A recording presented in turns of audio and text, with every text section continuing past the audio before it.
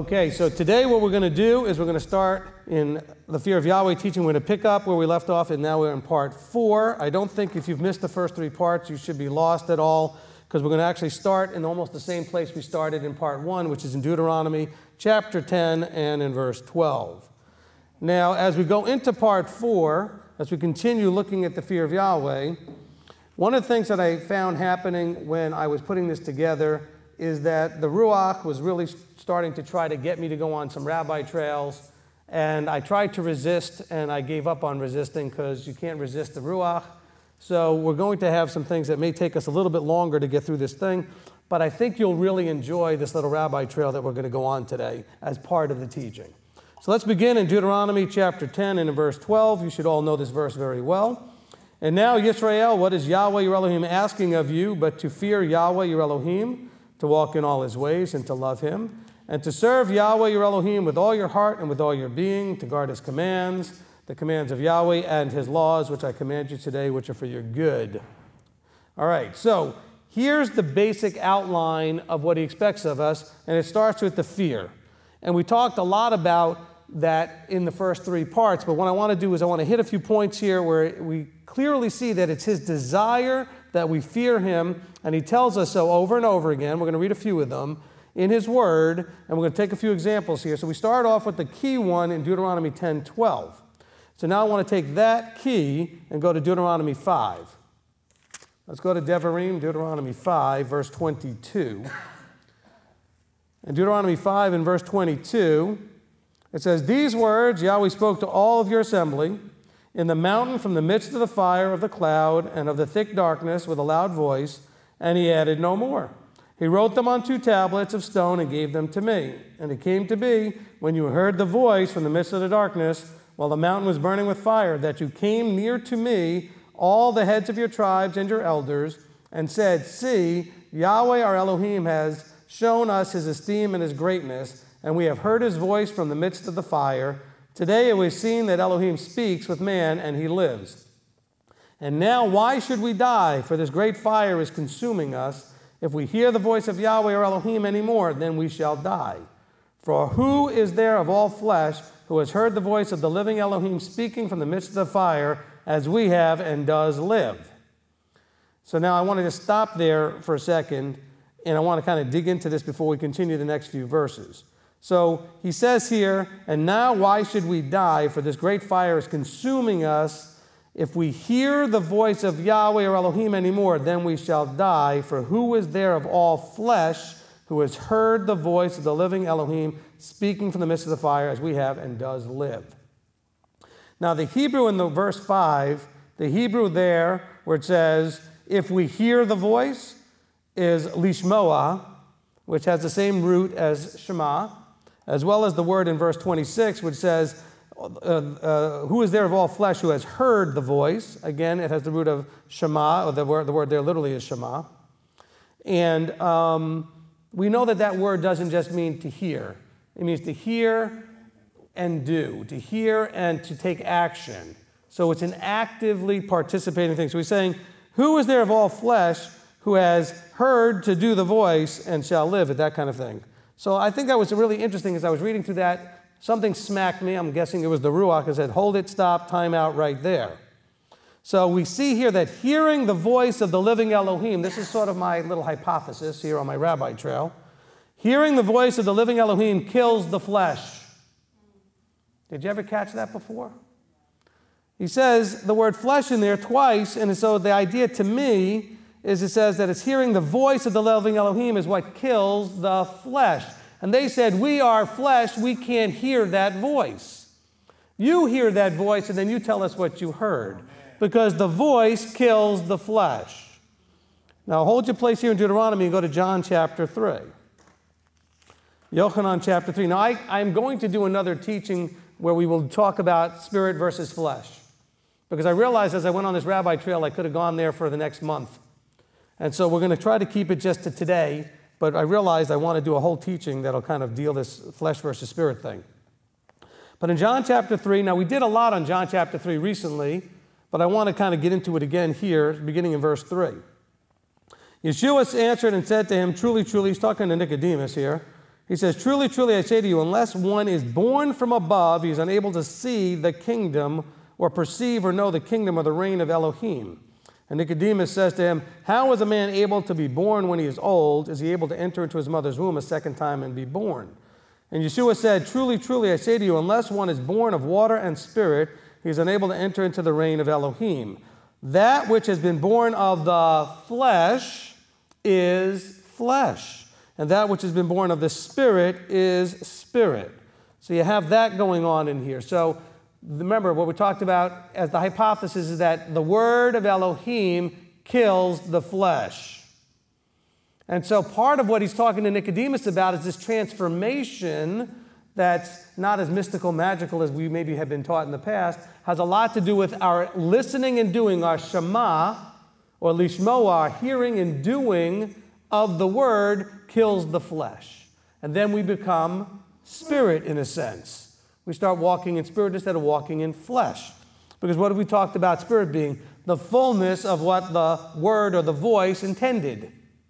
So what we're hearing, if we're doing it in the fullness of how it was intended, that is walking in spirit. And I'll continue in John chapter 6.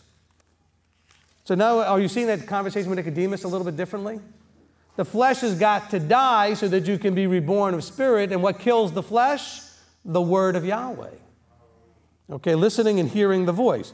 John chapter 6 and verse 27. Now we're going to read a whole bunch here in John chapter 6. And this is going to continue to what we're going to talk about a little bit later in Deuteronomy chapter 6. But let's first go through here in John chapter 6 and in verse 27.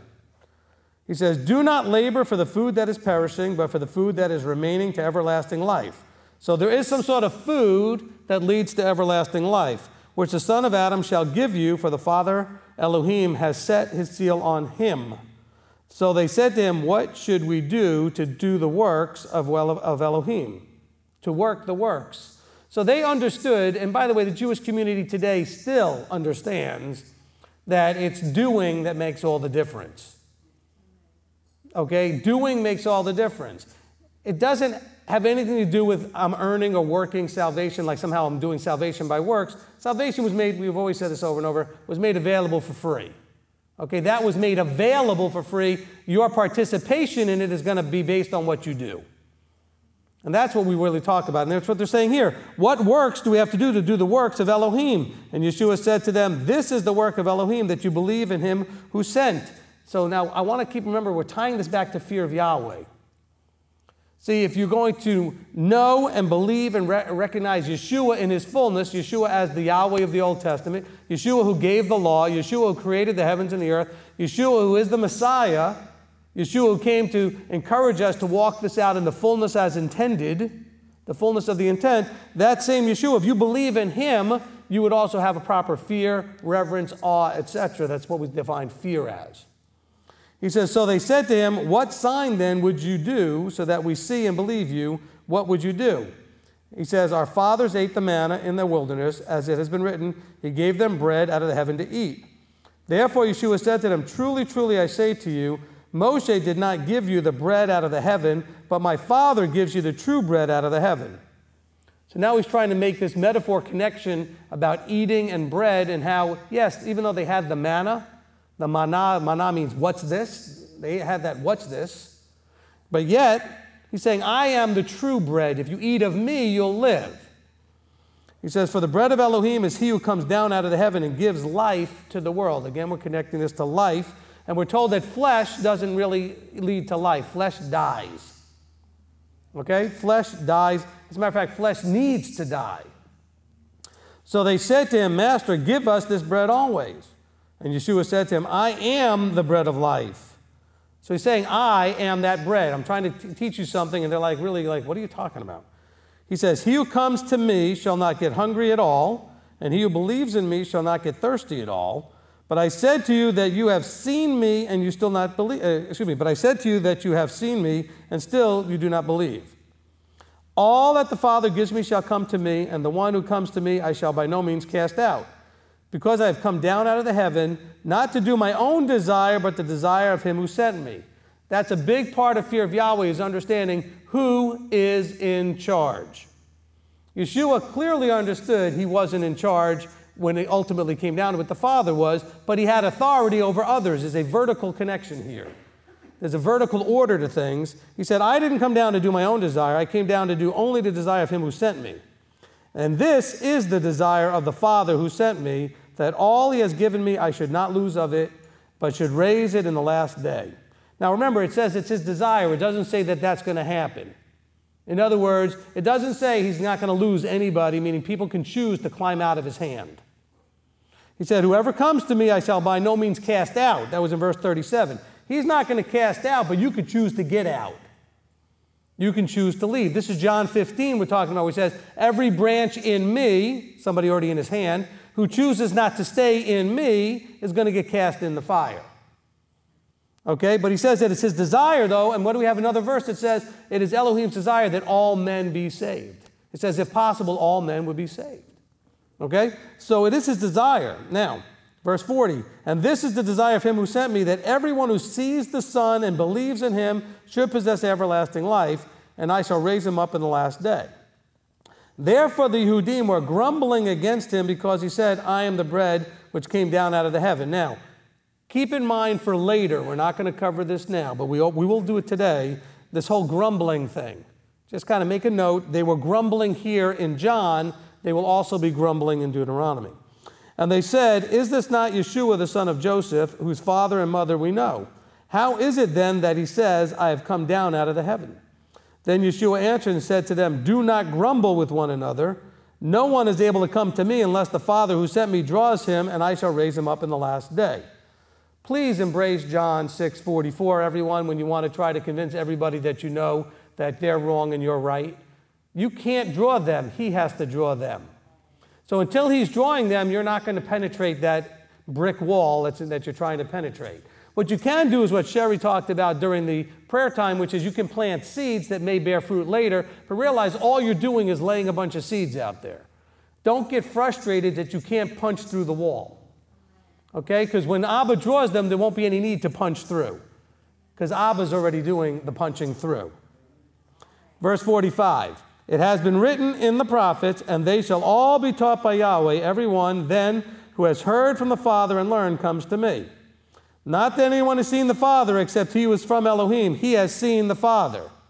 Okay, so now you got this, again, bringing you back to do you know the Father and the Son? He says, no one has seen the Father except me, is what he's saying. This is our reference verse, or one of our several reference verses to Yeshua being the one that interacted with Abraham and Isaac and Jacob and hung out and did face-to-face with Moses.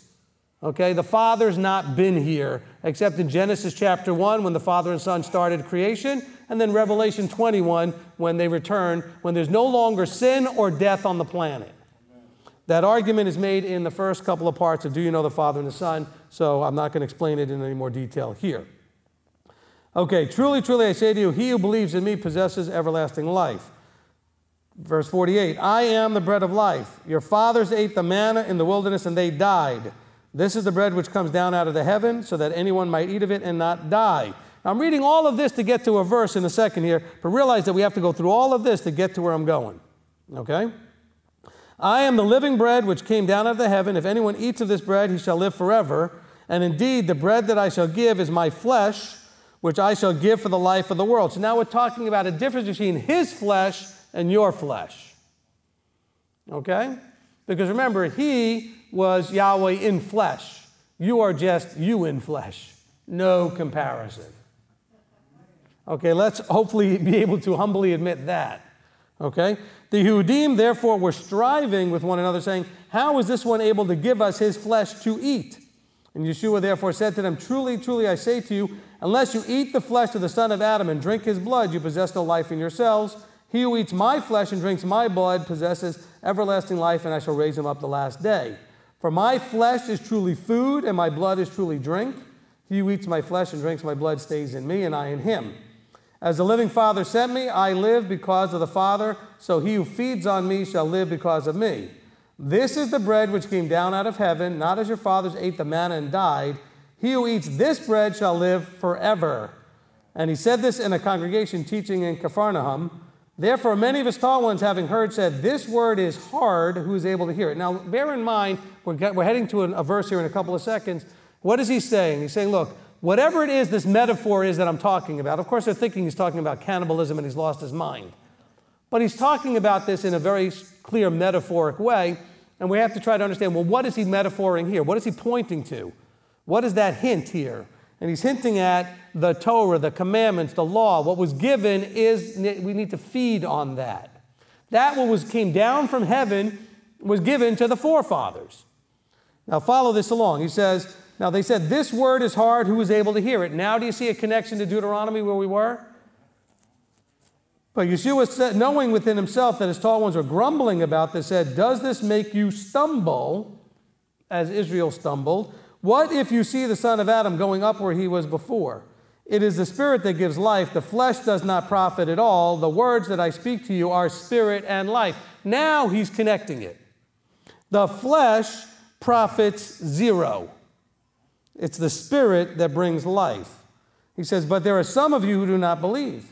For Yeshua knew from the beginning who they were who did not believe and who would be delivering them up. And he said, because of this I have said to you that no one is able to come to me unless it has been given him by my Father. From then on, many of his taught ones withdrew and were not walking with him anymore. Could you imagine? These are people that walked with him, stopped walking with him because this word was hard.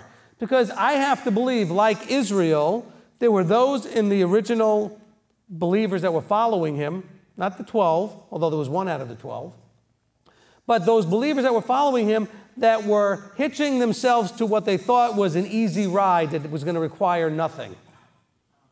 In other words, here was the Savior, deliverer. Let's just hitch ourselves to that wagon and just be dragged along nicely without having to do anything.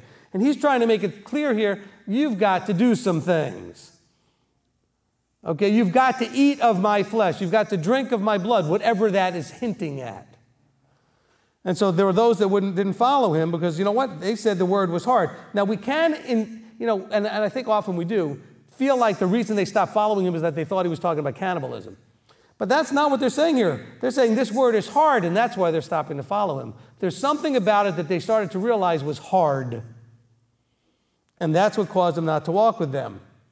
And so then continuing in verse 67, he says, and Yeshua said to the 12, do you also wish to go away? And now Kepha gets it. He goes, Kepha says, Master, to whom shall we go? Listen now, you possess words of everlasting life.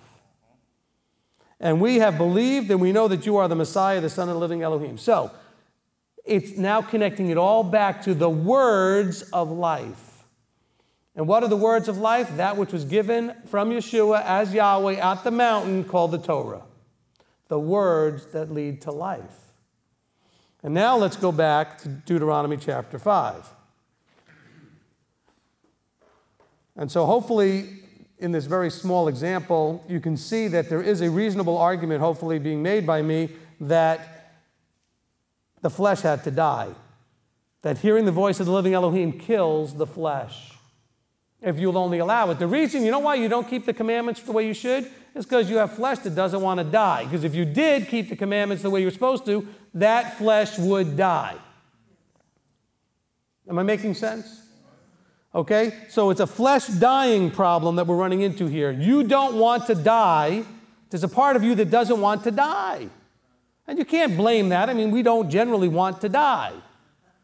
And so why would you want to die to self? We use all these great little phrases like dying to self and burying the old man and blah. No, the reality is the word of Yahweh kills the flesh. And your flesh is at enmity to the spirit. And so when you refuse to listen and do, to Shema, it's because there's a part of your flesh that doesn't want to die. And that's where the big problem is here in the disconnect. And why is it that you have that problem? Because you are more afraid of losing that flesh than fearing him. Respecting and having awe and wonderment for him, and there's a fear problem. All of this comes back to a fear problem.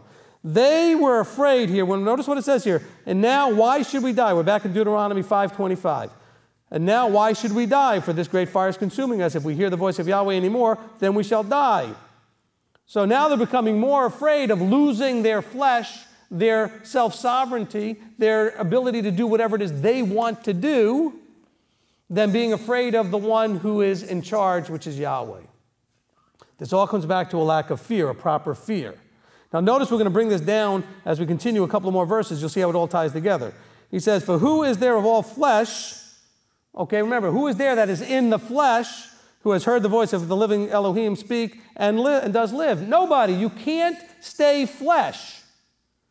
That's their whole point. So they knew if we keep listening, we can't stay flesh. We have to die to flesh. We have to die to self. And so, a lot of times that verses used to say, oh, look at us. We heard the voice of the living Elohim and we lived. No, show me an example where anybody heard the voice of the living Elohim and died. There was no example prior to this of people hearing his voice and they just died. They just keeled over. So it can't be talking about it in a literal sense here. Because they're not saying, well, we know all these other people he tried with, they just all died. So what a miracle that we didn't die. That's not what it's talking about. We have 0 examples of Yahweh speaking to people and they just keel over. Do we? Am I wrong? So what is it saying here? So who is there of all flesh that has heard the living Elohim and has stayed flesh?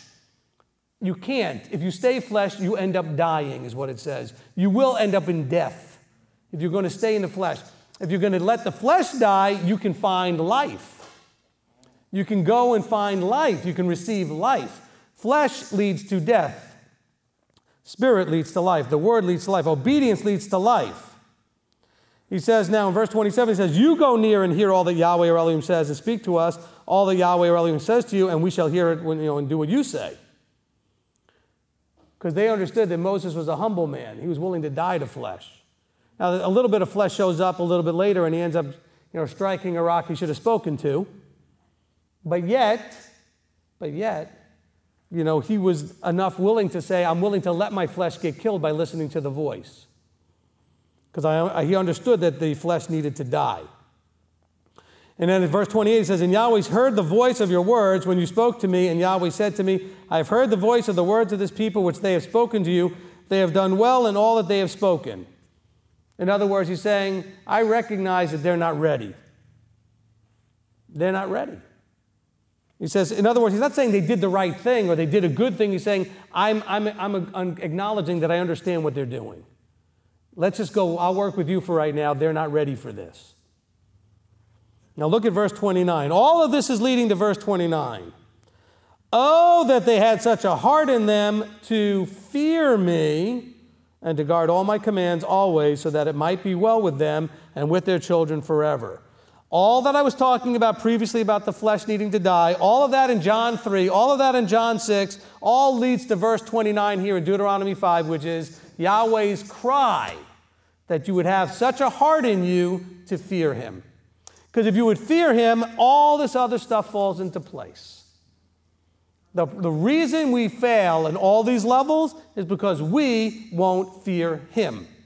We fear our friends, our family, or we even fear letting go of what I want. We fear, well, if I'm not in charge of myself anymore, I won't get to do this, that, and the other. We're afraid to lose out on something. Well, guess what? You are going to lose out on something. In your fear of losing out on something that's useless, that's maybe joyful for the moment, you're going to lose out on the true joy. You're going to lose out on the true blessing because you're too busy living in the moment. For that momentary pleasure, that's really probably false anyway, but you're going to give all that up and miss out. I mean, you're going to embrace that to give up and miss out on the true joy. Oh, that they had such a heart in them to fear me. That's his cry. To fear me and to guard all my commands always. Why? So that it might be well with them and with their children forever. This is the purpose of the commandments and the proper fear of Yahweh, is that it will be well with you and your children forever. If you would only be willing to lay down the other stuff and allow the word of Yahweh, the voice of Yahweh, to kill your flesh. That flesh must die. Let's continue in Leviticus 19. We're going to see some more places where he commands us to fear him. He actually demands and instructs us that he wants us to fear him. Okay, in Leviticus chapter 19, we have 2 places there. Now, by the way, in chapter 19, we're getting a lot of shotgunning of him saying, do this, don't do that, do this, don't do that. There's a lot of kind of commandments that are listed real quickly here. And look at chapter 19 and verse 14. He says, and do not curse the deaf or put a stumbling block before the blind, but fear Yahweh your Elohim. So what he's saying is, if you go through this list of things, and by the way, it wasn't just as cursing the deaf. If you go back, verses, it says in verse 10, do not glean your vineyard or gather your grapes or leave it for the stranger. Verse 11, do not steal, do not lie, do not deceive. Verse 12, do not swear falsely. Verse 13, do not oppress your neighbor. All of this stuff leads to, don't do these things, but fear Yahweh. Do what Yahweh said to do. Don't do what your flesh would want to do, because your flesh would want to glean all of your vineyard. Your flesh might want to steal, might want to lie. See, the flesh has got to die here. Now, let's see, so he kind of puts that little exclamation point on it, but fear Yahweh your Elohim, and then a super exclamation point on the end of it. He goes, I am Yahweh. It's like when your parents used to say, because I said so. Because I'm your mother, because I'm your father. You know how that felt when you couldn't argue after that, because I'm your father. Well, that's what Yahweh's saying is, because I am Yahweh. Okay? Let's go to verse 32. Same chapter says, rise up before the gray-headed, and you shall favor the face of an old man, and shall fear Yahweh your Elohim. I am Yahweh. Again, it's not just about rising before the gray-headed. It's all these verses before that which talks about, what you need to be doing. Like verse 25, it says, in the 5th year you eat its fruit. This is talking about something to do with agriculture. And then you talk about, do not eat the meat with the blood. In verse 26, do not round the corners of your beard or destroy the corners, do not round the corner of your head or destroy the corners of your beard, and don't make cuttings in your flesh for the dead. Both of those are about the dead, so don't worry about trimming your beard. It's not about trimming. It talks about literally damaging or destroying and marring. Okay, these are cuttings and things that they would do for the dead. Okay, they would literally cut themselves and mar themselves and do all kinds of bizarre things. But do not profane your daughter by making her a whore. All these things, guard my Sabbaths, they're all ending up with, and fear Yahweh. Don't do these things that I don't want you to do, but fear me and do what I do want you to do. Obey me. Go to chapter 25, Leviticus 25. And we'll go to verse 17. And do not oppress one another, but you shall fear Yahweh your Elohim. So again, there's more stuff over and over again. Don't do this, don't do that, do this. And it exclamation points with, fear Yahweh your Elohim, for I am Yahweh your Elohim. Because I said so, because I'm in charge. I have the right to do this. Go to verse 36. You'll see it again. Take no interest from him or profit, but you shall fear Yahweh your Elohim, and your brother and your brother shall live with you. Okay, again, it's not just about taking no interest. It's all that other stuff between the last fear Yahweh and this fear Yahweh. He wants you to make sure to pay attention to all these details. And by the way, just to go back to it for a second, the one about the gray-headed, we have such a horrible lack of respect for those who are literally our elders. We really don't rise before them. We discard our elders in this country. We just toss them aside. They're a pain in the neck. They're an annoyance. They're an inconvenience. They're blah, blah, blah. But you know what? Your caring for them is not any more difficult than they caring for you when you were a newborn. And probably have some of the same issues. Okay? And so, newborn doesn't understand you very well. Guess what? Some of the gray-headed, with some of the issues they have health-wise, they don't understand you very well either. And so there are issues. And so it's almost like we start off life and end life in a similar position. Problem is that when we start off in life, the ones who end up being the gray-headed later are the ones who took care of us when we were, so they paid it forward so that we would take care of them. But we don't do this. Oh, no. Because after all, it's not convenient to your life to have to stop what you're doing to take care of them. Believe me, it wasn't convenient for them to take care of you. Because some of you remember now as parents what it was like when your children were born, how your whole life stopped. At least what you thought life was about stopped, and it took on a whole new direction.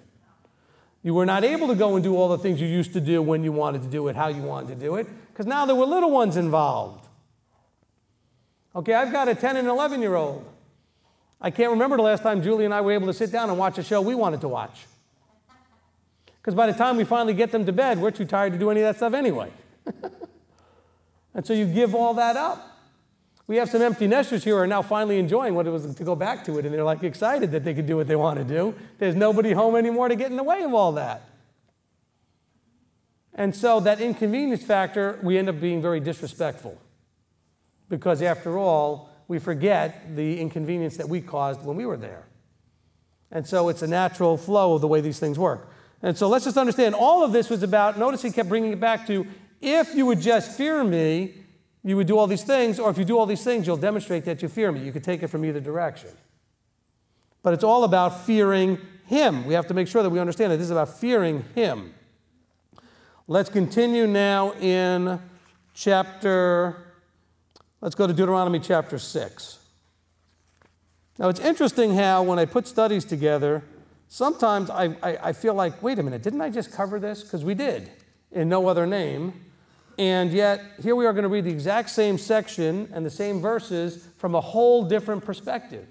That's sort of the beauty of Yahweh's Word, is that we can go ahead and read the whole thing again and have a whole different approach, because we're going to glean a whole different meaning out of it. Not that it taints in any way or changes the meaning we got out of it before, but we're looking for some other meaning out of it this time. And so this time we're not going to be talking about his authority and his name. Here we're going to be looking at it from the point of view of fear, of fearing him. So let's begin in chapter 6 and in verse 1, because I want to make sure we get the fullness of the context. And we're in Deuteronomy 6, and it says, "And this is the command, the laws, and the right rulings which Yahweh your Elohim has commanded to teach you to do in the land which you are passing over to possess." And we've mentioned before that if this was going to be the laws of the land that we're going to possess, any stretch of the imagination that these are the laws in the land that we're ultimately looking to possess? So that you fear. Look, he says here, to teach you to do in the land which you are passing over to possess, so that you fear. So the laws are to teach you to fear Yahweh your Elohim, to guard his commands, all his commands and his laws, which I'm commanding you, you and your son and your grandson, all the days of your life, and that your days be prolonged. Now notice, by the way, it doesn't mention daughters here. Daughters are required also, but remember, we've talked about this often, women were included as a part of a man. In other words, you were a part of your father, or you were a part of your husband, or you were a part of a brother, if there was other family members missing, but you were not counted individually. You were always looked at as a part of. And so that's why the men have a very important role of making sure to cover the women, to provide for them, that there is a responsibility within the individuals or in the community to make sure all the women are covered. Because the men were given the instruction and they were expected to share it with the one that's attached to them. Children, daughters, wives, etc., sisters. So it's not that they're not in here, they're already being mentioned indirectly through the sons and the grandsons, etc. Does that diminish their value in any way? No. It just means that they're included in this because it's in the proper vertical alignment. These men are responsible then to disseminate the information to the ladies. So let's continue. He says, so that you fear, okay, all the days. Now verse 3, and you shall hear, you shall shema, O Yisra'el, and shall guard to do. So actually that's almost the same word again, hearing and then guarding, shomer and shema. So you're going to hear and guard to do, that it might be well with you and that you increase greatly, as Yahweh Elohim of your fathers has spoken to you in a land flowing with milk and honey. Now, again, guarding and doing the commandments is so that it might be well with you. Now, we've already heard that a few times here when we said, oh, that they had such a heart in them to fear me. Why? So that it might be well with them. Of course, Yahweh was just wasting his breath here because he really didn't mean any of this, because after all, these terrible burdensome commandments are not good for you. How does anybody ever get that if they read this? These commandments that they're all thinking were done away with and that are terrible for you are always worded as so that it will be well with you. They are so that you can have blessing, so that it will be good. They're here for, it's just, you know, you've got to scratch your head and just wonder. Okay, so then he says in verse 4, we have the Shema.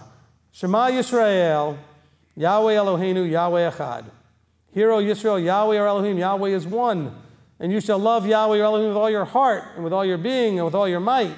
And these words which I am commanding you today shall be in your heart. And you're going to impress them upon your children, and speak of them when you sit in your house, and when you walk by the way, and when you lie down, and when you rise up. And shall bind them as a sign on your hand, and they shall be as frontlets between your eyes. And you shall write them on the doorpost of your house and on your gates. And it shall be when Yahweh your Elohim brings you into the land of which he swore to your fathers, to Abraham, Yitzchak, and Yaakov, to give you great and good cities which you did not build, and houses filled with all kinds of goods which you did not fill, and wells dug which you did not dig, and vineyards and olive trees which you did not plant, and you shall eat and be satisfied. Be on guard, lest you forget Yahweh, who brought you out of the land of Mitzrayim from the house of bondage. All of this was to get to verse 13. Fear Yahweh your Elohim and serve Him, and swear by His name. Now, we use that verse for the other teaching, discussing about the swearing by His name.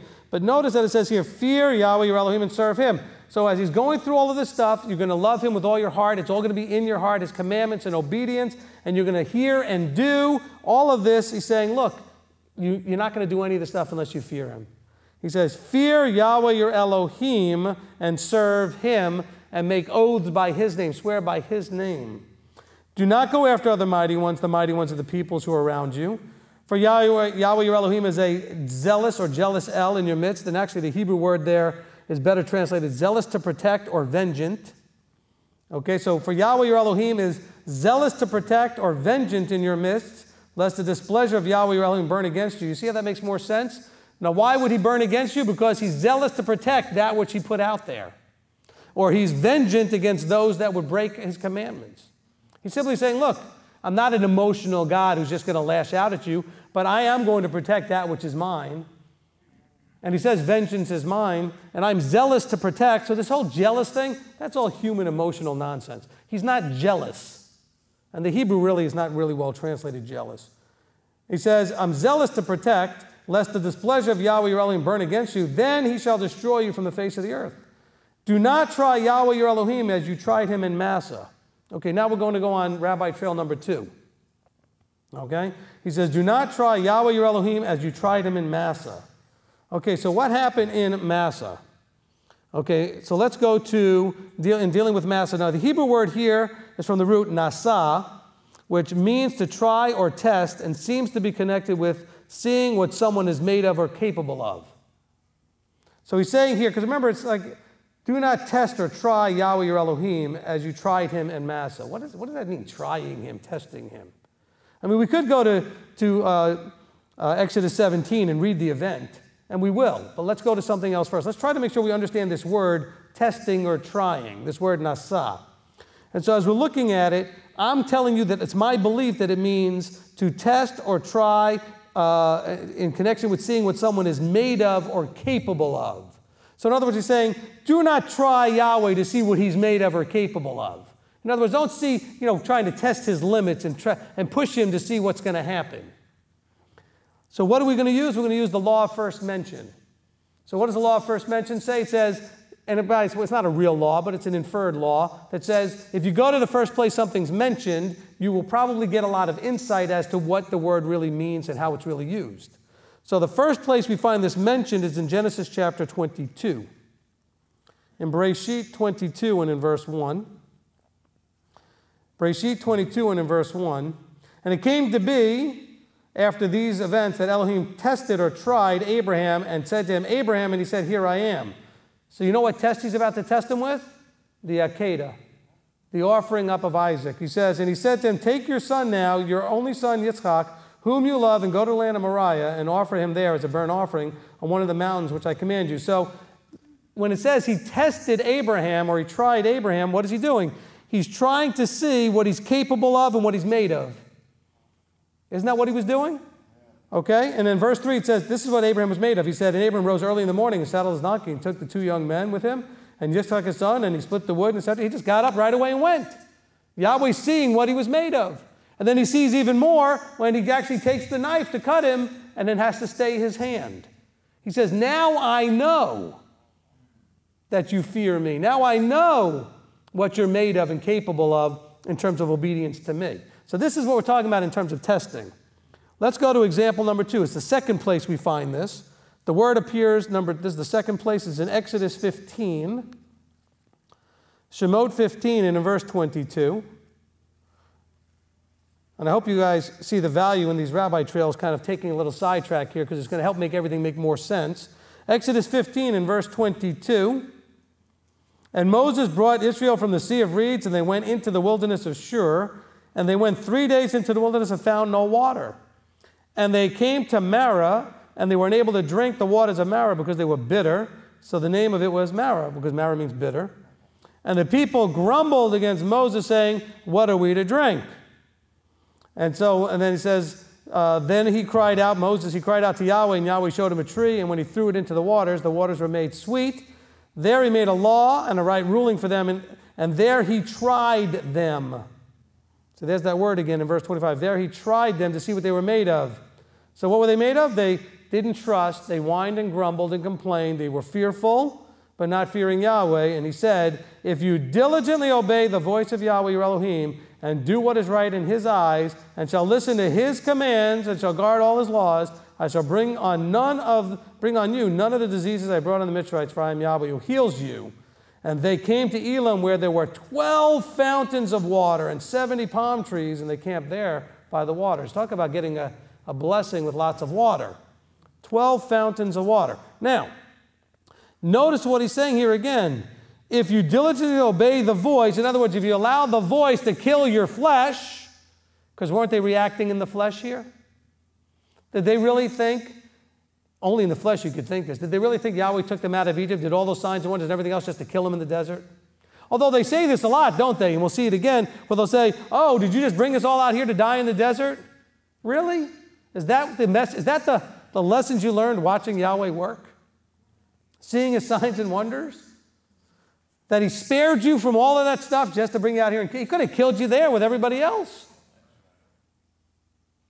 Were you not paying attention? Okay, so that's number 2. So here, I put down on my notes here, Israel did not fear Yahweh and grumbled. Test failed. Okay, he said this is where he tried them. Here is, we're going to say test failed. For Avram with Yahweh, in the first one we looked at, test passed. Okay, he passed that test. Israel fails here. Let's go to Exodus 16. This is the third occurrence of the word. We're going to continue in chapter 16 and read from verse 1. And so they set out from Elam. This is after they got the 12 fountains of water and the 70 palm trees. And all the congregation of the children of Israel came to the wilderness of Sin, which is between Elam and Sinai, on the 15th day of the 2nd month after their going out of the land of Mitzrayim. And all the congregation of the children of Israel grumbled against Moses and Aaron in the wilderness. And the children of Israel said to them, if only we had died by the hand of Yahweh in the land of Mitzrayim, when we sat by pots of meat and we ate bread to satisfaction. Really? Are you kidding me? I don't think that their slavery was like hanging out at a resort, with all-you-can-eat buffets. Okay? For you have brought us into the wilderness to put all this assembly to death with hunger. And Yahweh said to Moses, see, I am raining bread from the heaven for you. And the people shall go out and gather a day's portion every day in order to try them whether they walk in my Torah or not. So here's that word in verse 4. He's going to nasah. He's going to try them to see what they're capable of and what they're made out of with this test. And now I want you to remember as we read the rest of this chapter, because we're going to read a bunch of it, remember what we read in John chapter 6.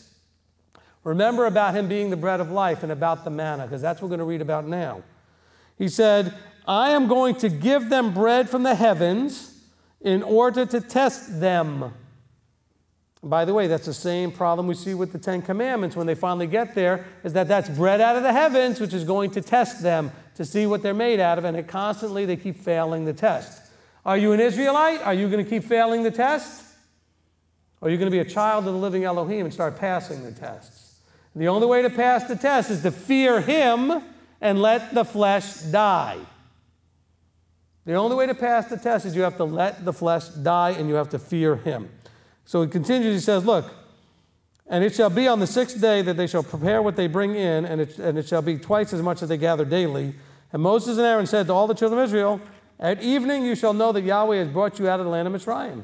And in the morning you shall see the esteem or the glory of Yahweh, and for he hears your grumblings against Yahweh, and what are we that you grumble against us? Now, first of all, Moses is making a connection here that we're going to see over and over again here and in the next chapter, if we get time to get there, that we're going to see that when they grumble against the leadership, they're really grumbling against Yahweh. And so, again, I hate to beat this to death every time we get a chance, but remember, we do this very often. We stop. I shouldn't say that. Let me rephrase. We don't stop. I was going to say we stop, but we don't stop to think and pause and go, Why am I grumbling against this person? If this person is actually an anointed, appointed of Yahweh, I'm really grumbling against Yahweh. Because Yahweh is going to perceive it that way.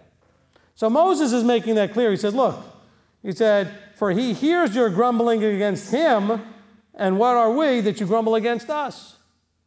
Because we're only doing what he said. So why are you grumbling against us? And Moses said, in that Yahweh gives you meat to eat in the evening, and in the morning bread to satisfaction. For Yahweh hears your grumblings which you make against him. And what are we? Your grumblings are against us, are not against us, but against Yahweh. So he's really making that clear to them. And Moses said to Aaron, say to all the congregation of the children of Yisra'el, come near before Yahweh, for he has heard your grumblings.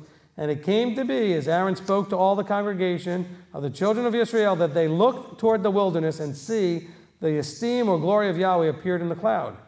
And Yahweh spoke to Moses, saying, I have heard the grumblings of the children of Yisrael. Speak to them, saying, between the evenings you are to eat meat, and in the morning you are to be satisfied with bread, and you shall know that I am Yahweh your Elohim. By the way, this between the evenings thing is basically like from about 2 in the afternoon until sundown. Okay, that's what it means. It basically means afternoon. Okay, so let's be careful that when we see things like you shall take the Passover and slaughter it between the evenings, it's talking about the afternoon.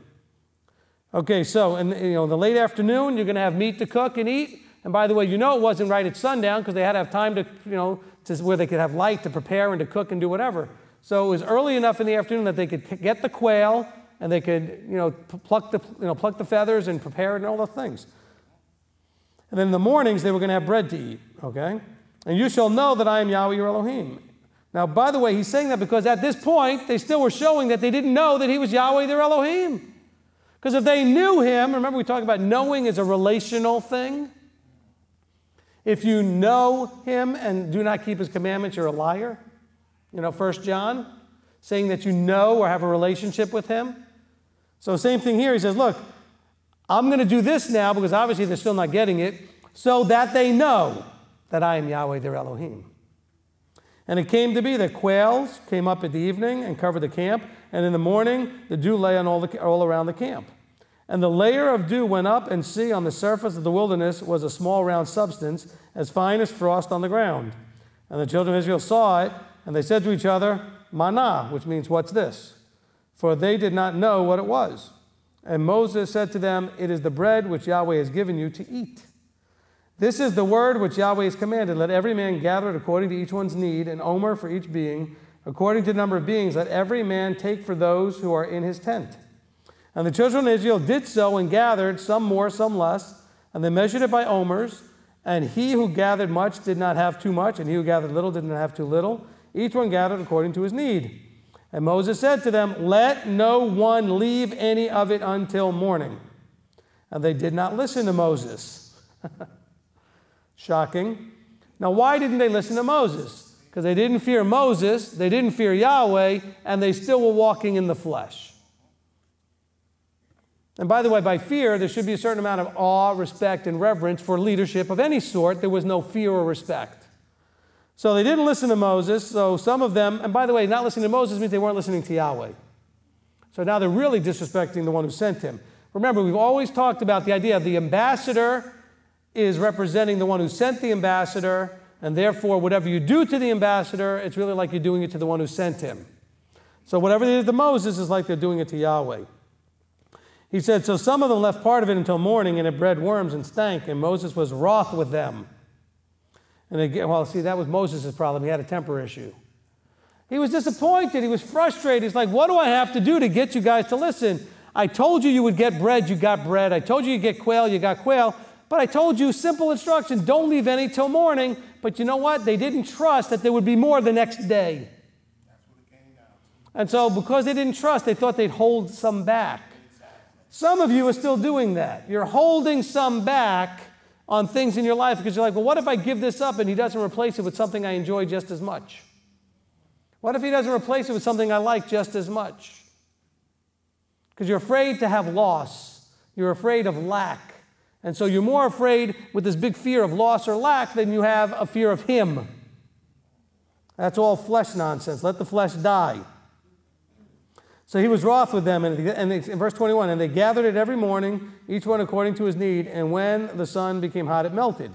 And it came to be on the 6th day. Did you notice that there was something new in verse 21? When the sun came, it melted. Now that prevented them from holding it until the next day. Yahweh said, all right. Now, I've never heard anybody mention that or teach that, but it just hit me. It said, Yahweh took it out of their hands. There was nothing to hold now until the next day. It melted. It melted. And so they didn't have it. So he was like, no, I'm going to make it so you can't disobey. And now he says, and it came to be on the 6th day that they gathered twice as much bread, 2 omers for each. All the rulers of the congregation came and told Moses. And he said to them, that is what Yahweh said. Tomorrow is rest. Now, this time they're coming to Moses because now they're concerned. Okay, we gathered twice as much. Is that okay? I know you told us. And Moses said, yep, that's not a problem. He says, tomorrow is a rest, a Sabbath set apart to Yahweh. That which you bake, bake, and that which you cook, cook, and lay it up for yourselves, all that is left over, to keep it till morning. So now he's saying, today the sun isn't going to melt it. You're going to use it to cook and bake and do whatever you're going to do, and then that which you've done, you're going to lay it up till tomorrow. So I'm guessing here that they're still not laying the manna up. They're actually making it into something, and that's what they're laying up until the morning. Okay? He says, and Moses commanded, and it did not stink, and no worm was in it. And Moses said, eat it today, for today is a Sabbath to Yahweh. Today you do not find it in the field. Gather it 6 days, but on the 7th day, which is the Sabbath, there is going to be none. And it came to be that some of the people went out on the 7th day to gather, but they found none. I know, we all look at them like what idiots they are. But guess what? All of you are doing this in some area of your life. Okay, I'm not here to pull any punches. All of you are doing this still in some area of your life. You're not doing what he said. You're doing what you want to do, and you're not trusting. So you're going out and you know what? I got to take care of me. Really? How's that been working for the last 20, 30, 50, 60 years? And you still want to try? You haven't gotten the message yet that that doesn't work? Continuing, he says, and Yahweh said to Moses, how long shall you refuse to guard my commands and my Torah? And actually the word there is probably Torah, which means my Torah. He says, how long are you going to refuse? See, because Yahweh has given you the Sabbath, therefore he is giving you bread for 2 days on the 6th day. Let each one stay in his place. Do not let anyone go out of his place on the 7th day. So the people rested on the 7th day. Now realize this, there are people that will make the argument that we need to stay home and not go out on the Sabbath because of that verse. Now let's understand what was going on here. This was unique to manna collecting. And since they had proven untrustworthy of staying in their place and not going out to try to gather, now he said to them, so now I'm going to make it easier for you. You're being punished. Just stay home and don't move until we learn this lesson. Okay? Because later we're going to find out that it's a commanded gathering. At this point, they're told, stay put. Now, once we get the stay put down, then I can move you forward. But they hadn't gotten the stay put, and so he had to put that in there. Okay, so that's where I wanted to go, is to get to verse 30. So the people rested on the 7th day. So notice again here, we have a test. He's trying them. Of course, the test was mentioned in verse 4. So let's just go back there for a second. It says, see, I am raining bread from the heavens for you, and the people shall go out and gather a day's portion in order that I can see what they are made of, what they're capable of. See, he did this way so that he could see whether they could follow very simple instructions with trust and belief. See, they didn't fail because the instructions were complicated. They failed because they didn't trust and believe. They didn't fear him. They didn't respect, have awe, reverence, etc. They still were walking in the, but I know better. That's really what it comes down to. I should have said that earlier. You guys all struggle still in some areas of your life because you still have a, but I know better. Or the way we spin it is, I'm sure he'll be okay with this. I'm sure that he won't mind me doing that. Or my children doing this. Or my whatever it is. And we justify because we rationalize to ourselves. So Israel did not fear Yahweh and grumbled, disobeyed. Again, they failed the test. Now let's go to Exodus 17. We're going to actually be able to fit this in today, which is good. Exodus 17. This is the actual account of where the place is called Massah. So let's see what this is going on. We read in verse 1. We're in Shemot 17. And all the congregation of the children of Israel. By the way, this is in consecutive order. This is now the actual fourth place that this word is used. We actually haven't skipped any. These are in a row. These are the four places he's mentioned that word testing or trying. Exodus 17, verse 1. And all the congregation of the children of Israel set out on their journey from the wilderness of Sin according to the command of Yahweh and camped in Rephidim, and there was no water for the people to drink. Now, therefore, the people strove with Moses and said, give us water to drink. And Moses said to them, why do you strive? Now, bear in mind, this is not the first time this has happened. So Moses looks at them like, why do you strive with Yahweh? Excuse me, why do you strive with me? Why do you try Yahweh? Now, notice what's going on here in verse 3. And again, verse 3 is a place where we see that word. He says, look, first of all, why are you striving with me? I'm not in charge. I'm not the one that makes water show up and manna show up and quails show up. I'm not the one that split the sea and wiped out the Egyptians. Why are you striving with me? I'm just leading you guys. But then he says, more importantly, why do you test to see what Yahweh's capable of? In other words, you still don't know what he's capable of? You still haven't figured out? How many of you are doing that with your jobs? You don't believe Yahweh can give you a better job. So you're still working on Shabbat because you haven't trusted that Yahweh can give you a better job. Do you not understand what he's capable of? See, but you don't seem to know. You're testing because you don't know. The other thing is, from the opposite point of view, like children do that with parents. They want to test to see how far they can get away with. In this case, they're not trying to get away with anything. They're not believing what he is actually capable of. Why would you test him and try him to see what he's capable of? Don't you know? And by the way, they're also testing to see, will Yahweh really zap us? Because last time we grumbled, now look what happened here. This is on Yahweh. Yahweh gave them what they wanted after they grumbled. So now they're grumbling again, trying to get away with it. All of us should learn that lesson to say, you know what, see what happens when you give in? Then people think, oh, that worked, let me do it again. Oh, that worked, let me do it again. Squeaky wheel syndrome, right? He says, why are you testing Yahweh? And the people thirsted there for water, and the people grumbled against Moses and said, why did you bring us out of Mitzrayim to kill us and our children and our livestock with thirst? Verse 4, then Moses cried out to Yahweh, saying, what am I to do with this people? Yet a little, and they shall stone me.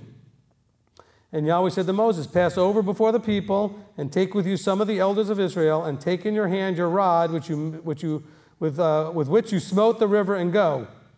Because remember, he smote the river, and it split.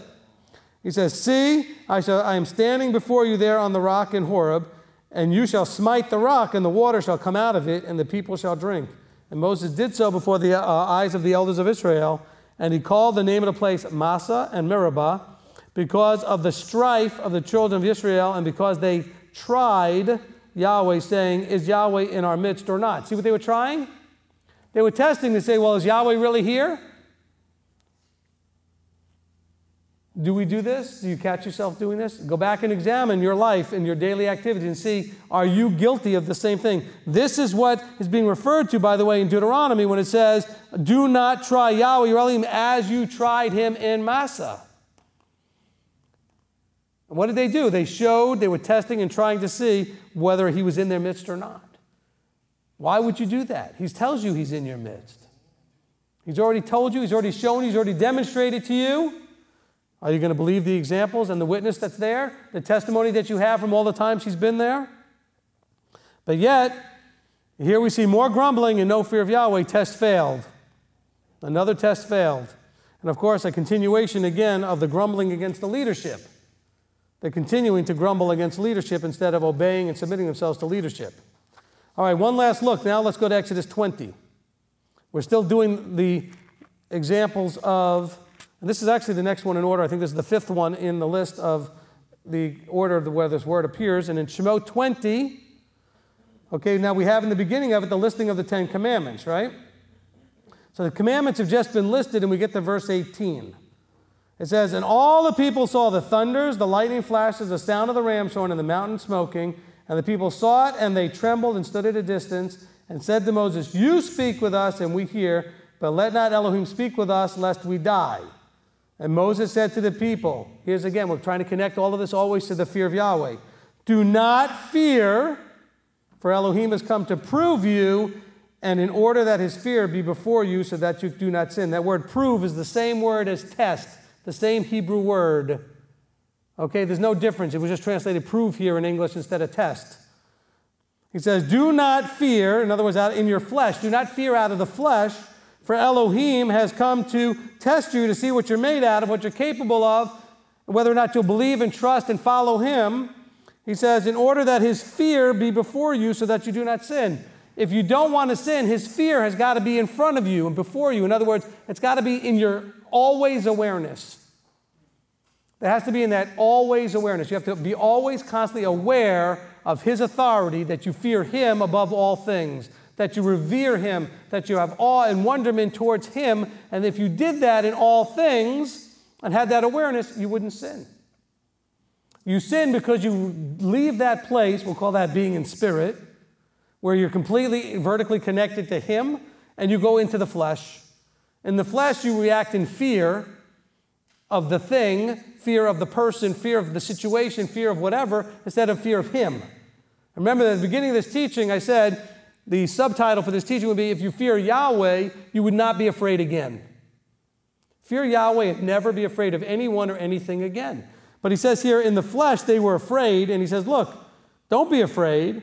Elohim has come to test you, to prove you, and in order that his fear be before you so that you do not sin. And by the way, that's why they heard his voice, so that they would have this awe and respect and wonderment. But you see, they knew that his voice, his word, kills the flesh. And they were afraid for the flesh to die. After all, they've been living in that flesh for a long time.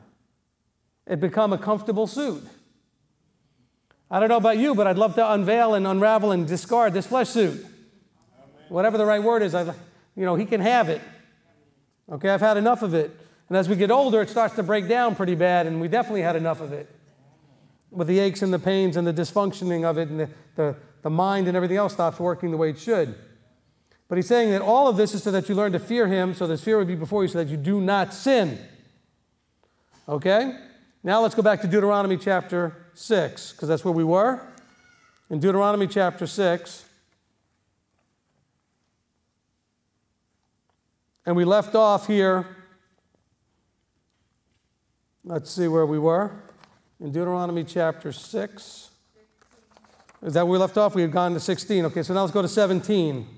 Okay, because right, in 16 it says, do not try Yahweh your Elohim as you tried him in Massa. Verse 17, diligently guard the commands of Yahweh your Elohim and his witness and his laws which he commanded you. And you shall do what is right and good in the eyes of Yahweh, that it might be well with you, and you shall go in and possess the good land which Yahweh swore to your fathers, to drive out all your enemies from before you as Yahweh had spoken. Now realize what he's saying here is, look, if you fear him, and if you walk in spirit and not flesh, if you let the flesh die, remember, spirit again is walking in the fullness of what was intended, then he says that then you'll diligently guard all these things. And if you diligently guard all these things, you're going to go in and possess. And he's going to drive out all your enemies. In verse 20, when your son asks you in time to come, saying, what is the meaning of this witness? The laws, the right rulings, etc., with Yahweh your Elohim has commanded you. You shall say to your son, we were slaves of Pharaoh in Mitzrayim, and Yahweh brought us out of Mitzrayim with a strong hand. And Yahweh sent signs and wonders, great and grievous, upon Mitzrayim, upon Pharaoh, and upon all the household before our eyes. We saw these things. And he brought us out from there and, to bring us in, to give us the land which he swore to our fathers. And Yahweh commanded us to do all these laws, to fear Yahweh your Elohim, for our good always, to keep us alive as it is today. That's the whole point to all of this. He said, look, the commandments were there to teach you to fear Yahweh. Why would you fear him? Because you realize that the commandments bless you, they keep you safe, and they change you from what you are into what he is. So therefore you learn to revere him and have awe and wonder and fear. And what you're afraid of is to disappoint him. Because if you disappoint him, then you get the curses. He tells you, don't disappoint me, you'll get the curses. And by disappoint, I mean don't disobey. Because that's the only thing that really disappoints him, when you disobey. He says, I find that highly disappointing. He says, now, it is righteousness for us when we guard to do all his command before Yahweh or Elohim as he has commanded us. So that's your definition of righteousness. Righteousness is not just the imputed righteousness that you get from Yeshua. You've got to be doing the doing. He says, look, it is righteousness for us when we guard and do all his commands. So let's all understand that he's instructing us. All of this stuff is him saying, please, I am instructing you because it's good for you. Fear me. And fear me and obey and do diligently, and you will be able to go in and possess. It will be well with you. Remember we said earlier, all of these things he said, so that it will be well with you and your children forever and ever. So it will be well with you. So here, and this is what we're going to conclude for today, hopefully we made it clear that Yahweh desires and actually demands that we fear him, but it's for our good. If you would fear him, you wouldn't be afraid of everything else. Because if you feared him, you would also then trust him and believe in him and know him. That's really the key, that relational knowing. If you knew him, you would know how he would take care of you. You would know how he would provide for you. You would know how he would intervene on your behalf. You would know how he would intercede for you in the areas where you need. Oh, you're quick to get on the knees and pray when you have need, but are you quick to obey when you need to obey? Oh, because you want him to go quick. What about you? Are you going just as quick? And so that's really the thing. He's like, sure, what if I respond to you at the same speed you respond to me? Maybe that's kind of why it's taken so long. You ever think about that? Maybe that's a question you need to ask. The reason Yahweh's response is taking so long is not because he's not listening. He's just giving you a taste of your own response rate. Maybe that's what's going on. I don't think I've ever said that before, but I think that's kind of neat. Kind of scary, too. Good reality check there. You know, what if he responded to you in like kind? By the way, I have a friend who did that with his children once. You know, the children said, Dad, you know, whatever, and if they wanted something, whatever, and he responded to them just as fast as when he asked them to do something. And they were getting all frustrated, and they didn't get it. He says, well, I'll do it, but I'll do it about as fast as when I asked you to get the thing I asked you to do. So next time I ask you to do something, if you want me to do something for you quickly, you better do what I ask quickly and respond to it appropriately. And that's where we get this breakdown. So let's go before the Father. Avinu Malkeinu, our Father, King, Father, we come before you, and it is our great desire that we do your desire. It's our great desire that we do what is right and good in your eyes. And we know, Father, in order to do that, we must have a fear of you before us at all times. That, Father, we would have that fear so that we would be able to pass the tests. You know, we've often talked about Deuteronomy.2, where you say that you lead us through these wildernesses to test us, actually to humble us first, which is that flesh dying, to humble us so that we can be tested and proven whether it's in our heart to keep your commandments. And Father, we know we fail that test on such a regular basis in a miserable way. Father, truly help us to die to flesh. Allow your voice to speak. Give us that strength to allow your voice to speak into us and kill whatever flesh is left, so that we could truly walk in spirit, the fullness of how you intended things to be. So, Father, we come before you humbly, crying out to you, Father, please have mercy on us and compassion, and understand how much we struggle with our flesh. But, Father, as we struggle with that flesh, we're going to turn to you and keep getting on our knees and on our faces, asking you to kill that flesh and give us a heart to receive and ears to hear and eyes to see, so that we are ready to shema, to hear and to do, to shomer, to guard your commands, and that we can, so that it can be well with us and our children forever, and that we might be able to go in and possess. Father, we thank you, we love you, we acknowledge you as supreme in the universe, as supreme in our personal lives. And so, Father, we humbly come to you then, knowing all these things, acknowledging who you are in the authority that comes from you through your Son. So it's your authority that you gave to him, and that it's in his authority that he gave to us to come to you and ask that we come to you now, respecting the authority chain in Yeshua's name. Amen.